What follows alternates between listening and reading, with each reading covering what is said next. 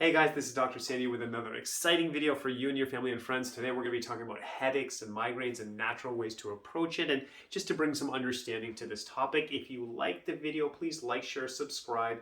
This month you should also know we are focusing on dads. So we want everyone to be healthy, but as Father's Day is coming up, we want our dads to be healthy. So please reach out to our office at www.gopowerflow.com.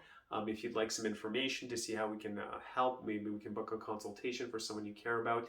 Also, at the end of this month, we're going to be giving away a Google Nest. If you'd like to win that, please leave a like, share, subscribe. Just leave a comment saying, I'd like to win the Google Nest. We're going to pick one random winner to win that by the end of the month.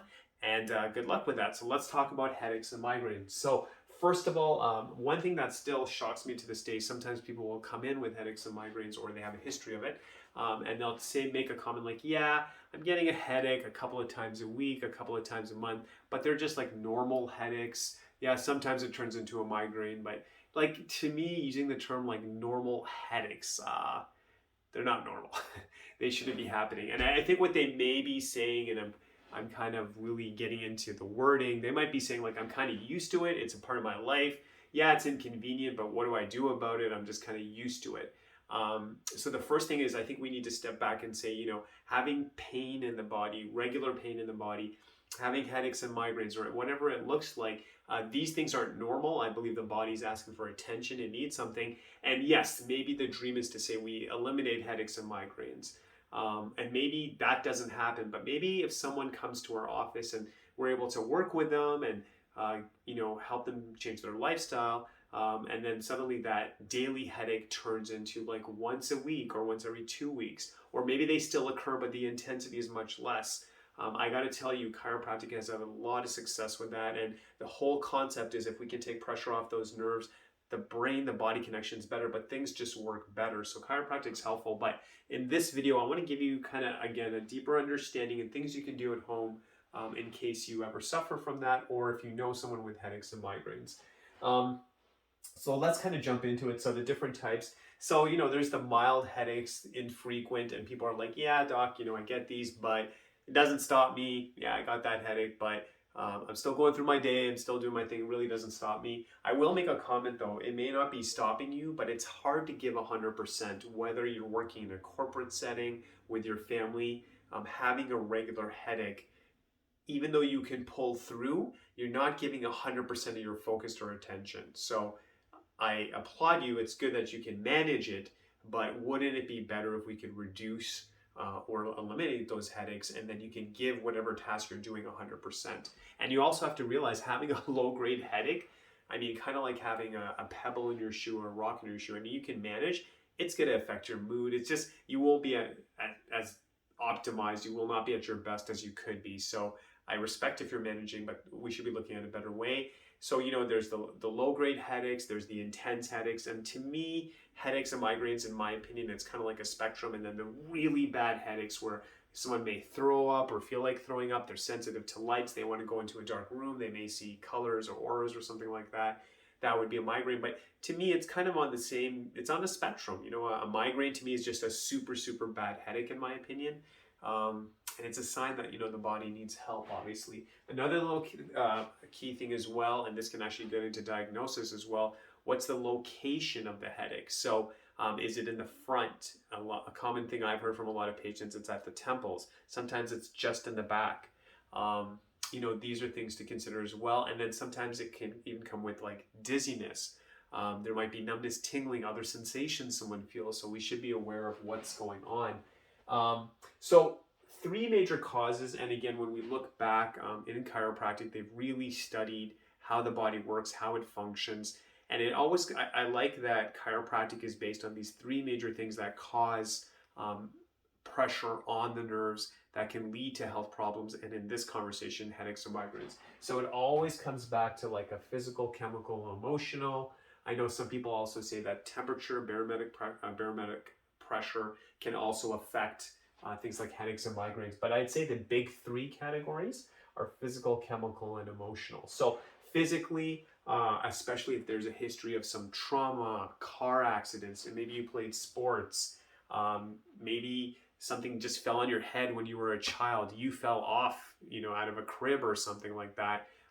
Later in life, or even at that time, it can cause things like headaches and migraines. So any type of physical trauma, maybe you have a job that there's a lot of loud noise. Loud noise can actually be an irritant and can actually cause headaches and migraines. Guess what? Using your phone all day, being on a computer for a long time, staring at that screen, not moving enough, can actually put tension into the neck, compress the nerves, and cause headaches and migraines. So again, we want to be mindful of these things and do the best we can to help that. So another thing I should also mention as well, sometimes if you don't sleep correctly, you get up in the morning, if you're getting headaches first thing in the morning, look at your mattress, look at your pillow, look at the way you're sleeping. There's something possibly going on there as well. So that's under that physical category. So sleep, if you're feeling it first thing in the morning and you're suspecting it's your pillow or bed, change the way you sleep. I made another video on that as well. So lying on your back, lying on your side, maybe rolling up a small towel underneath, play with a different pillow, see what works for you. I would say noise-wise, if you're in a noisy environment or something like that, I think wearing earplugs, obviously some kind of protective gear as well. Computer, trying to get up every hour on a regular basis. And then if you have a physical job that puts too much stress on the neck or shoulders, potentially that can cause issues as well. So look for solutions. I think before I get into further examples, I think a powerful thing also is start to keep a journal. So sometimes I'll talk to a patient and some people will say, oh yeah, so I know when this happens, but some people are kind of like, I have no idea, there's no rhyme or reason, and maybe that's legit and I understand, but let's try to track it and maybe have a journal, like your headache journal, a migraine journal, and say, wow, I never realized, but if I sleep late, if I don't get enough sleep, if I don't drink enough water, which we'll get into, but you might actually, by journaling and say, wait a minute, I am definitely seeing a pattern here, and that'll obviously help you as well. So always remember, pain, these symptoms and headaches and migraines, this is your body saying something's off. It's asking for feedback. It needs help. So there's the physical side, and we'll go into sleep as well. Chemical. So drinking water obviously is beneficial. So maybe it's been a long time since you've had fluid in your body, and while juices and milk are beneficial, I understand that, drinking pure water has its own benefits, so please look at drinking water. Also, another big one is sometimes people just go, they're so busy, they don't eat. I see this quite often, so that's a stress on the body, and that can also cause possibly headaches and migraines. You might be sensitive to something, you might be eating something and you can be allergic, or there's something called food sensitivity where you're taking something, you're not getting hives, you don't get a runny nose or something, but you just don't feel right. You're just sensitive to it. It just doesn't agree with you. So again, I would keep a journal to say, wow, I never made this connection, but if I eat X, it seems to cause a headache and migraine. Never knew that. I don't know, like it could be something too salty, something too sweet, some chemical in the food, whatever it is. Start to keep a journal. Just be open-minded. What could be causing this? Another thing I was reading about as well, drinking alcohol. Alcohol is a vasodilator, so it opens up the blood vessels. It brings more blood to the brain especially, so it can lead to things like the headaches, the migraines, and things like that. So we want to be mindful of that.